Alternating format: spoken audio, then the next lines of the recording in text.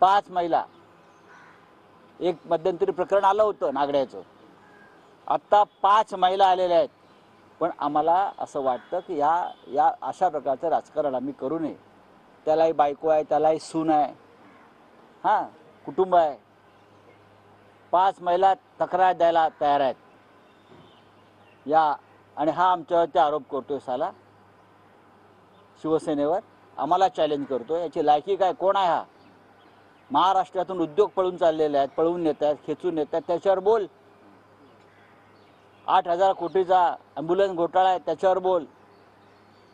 500 कोटीचा राहुल कुलचा मनी लॉन्ड्रिंग घोटाळा आहे, त्याच्यावर बोल.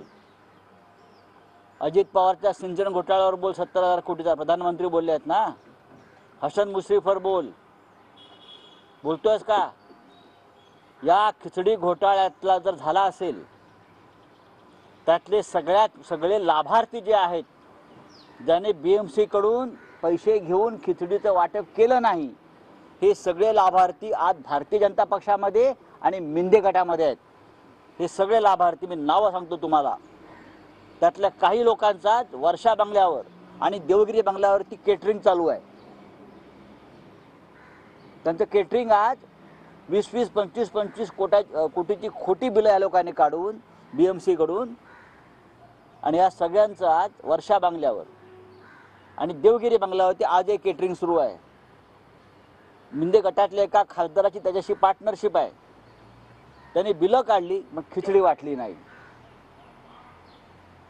हा मुलुंडचा एक मिंदे गटाचा कार्यकर्ता आहे, सूरज चव्हाणचा पार्टनर, हा त्या व्यवसायातला आहे ना, त्याला हात लावत नाही. सूरज चव्हाणना अटक केली तुम्ही. अमेय घोले, वैभव थोरात, ही नावं जरा समजून घ्या. मी काय सांगतोय ती या घोटाळ्यातली सगळ्या ही नावं समजून घ्या. कोट्यावधी रुपयाचा गैरव्यवहार या लोकांनी महापालिकेत केला. राहुल कनाल,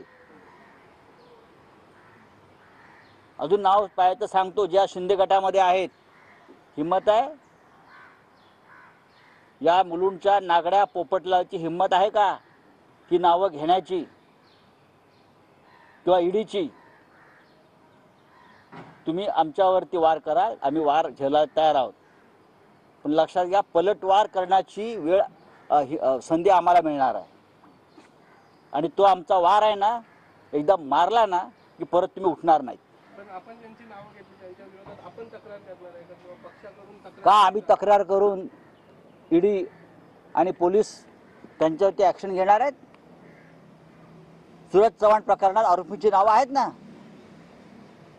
सूरज चव्हाणच्या प्रकरणात खिचडीचा तुम्ही तपास करताय ना, मग 120 लोकांनी खिचडी वाटप केलं.